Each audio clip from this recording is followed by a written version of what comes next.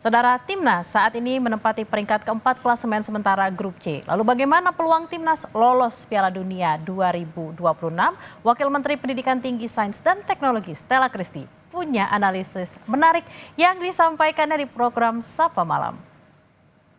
Karena kami dari Kementerian Pendidikan Tinggi, Sains dan Teknologi tentu saja seperti yang diamanahkan Bapak Presiden adalah untuk membangun negara dan bangsa kita untuk menjadi negara dan bangsa yang kuat di dalam sains.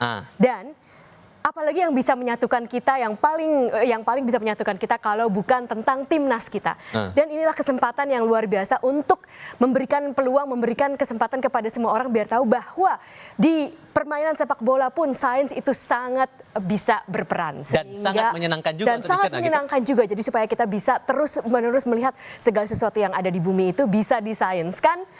Dan apalagi sepak bola. Apalagi hobi yang seperti ini juga. Betul. Ya. Oke, kita coba buka untuk data pertama. Data pertama ini kita coba ulas masalah posisi kita di klasemen. Boleh. Posisi kita, nah ini dia, posisi kita kan di urutan keempat. Betul. Sampai Anda menghitung saat itu skenarionya, peluang-peluang kita, probabilitas kita untuk bisa lolos Piala Dunia sampai ada 729 skenario. Betul. Coba dijelaskan secara sederhana dan gampang untuk dicerna oleh penonton kita. Baik. Datangnya angka itu dari mana, Prof? Baik, ada 6 game dan setiap game itu kan bisa menang, kalah atau seri.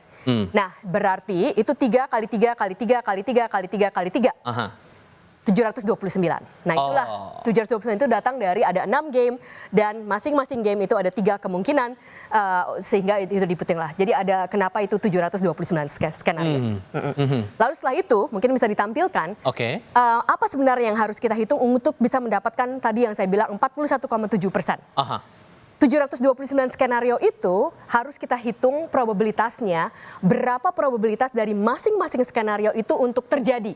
Nah, jadi satu skenario itu bisa misalnya Indonesia menang lawan China, tetapi nanti Bahrain menang lawan Arab Saudi. Nah, itu berbeda dengan skenario yang lainnya, di mana Indonesia menang lawan China, tetapi Arab Saudi menang di lawan Bahrain, sehingga itu skenario yang berbeda. Nah, ada 729 skenario itu, lalu kita harus menghitung probabilitas dari masing-masing skenario tersebut.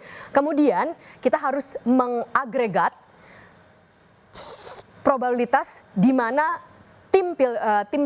timnas kita itu lolos ke Pildun. Begitu. Jadi sederhananya 6 dikali 3 kali kemungkinan itu dengan melawan masing-masing, begitu ya, Prof ya? Sederhananya bukan 6 kali 3, tetapi 3 kali 3 kali 3 kali 3 kali 3 kali 3. Karena itu setiap game itu ada kemungkinan 3 kali, 729 skenario, dan dari 729 skenario itu masing-masing skenario mempunyai probabilitas masing-masing. Lalu itu harus dihitung dan setelah itu kita harus mengagregate di berapa jumlah skenario timnas kita itu akan lolos ke Pildun. Nah, tapi itu tidak bisa dilakukan, bukan tidak bisa, itu akan sangat banyak waktu kalau dilakukan pakai tangan. Sehingga saya menggunakan artificial intelligence untuk bisa menghitung tersebut. Tapi ada story menariknya juga dari artificial intelligence ini. Tapi ceritanya nanti dulu. Kita coba melihat kemungkinannya sekarang. Kemarin pun sempat saya menyampaikan juga kepada Anda, pemirsa Kompas TV, soal 2 peluang kita. Peluang kita bisa lolos langsung ke Piala Dunia, itu satu. Dan yang kedua, peluang kita untuk terus melaju ke putaran keempat atau kelima. Saya coba mengajak Anda melihat kemungkinan kita bisa lolos langsung ke Piala Dunia 2026. Boleh ditampilkan datanya dan Anda pun sudah sempat mengotak-atik, menganalisis. Dan kalau hitungan Anda kemungkinan kita bisa lolos langsung nggak nyampe 2% ya? Hitungannya gimana tuh? Nah, hitungannya tadi yang dari 729 skenario tersebut, di manakah kita agregat probabilitas yang semuanya itu adalah kemungkinan kita bisa lolos langsung. Jadi untuk lolos langsung itu kita agregat berapa, di mana skenario yang mana kita bisa lolos langsung. Sehingga itu cuma 1,3%.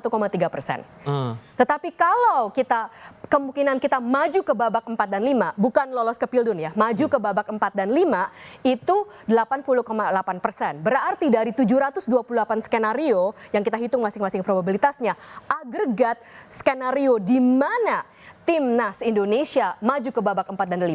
Apa artinya maju ke babak 4 ke 5? Kan kita tetap berada peringkat keempat atau peringkat 3. Kalau lolos langsung itu kita harus berada di peringkat 1 dan 2. Nah, kalau kita agregat semua inilah 80,8%. Ya, begitu. Oke, tapi kalau boleh dijelaskan juga, sebetulnya melihat analisis ini yang lolos langsung maupun melaju ke putaran berikutnya, apakah sebatas hanya menghitung atau ada faktor lain yang juga mungkin Anda kalkulasi sampai keluar angka ini, Prof?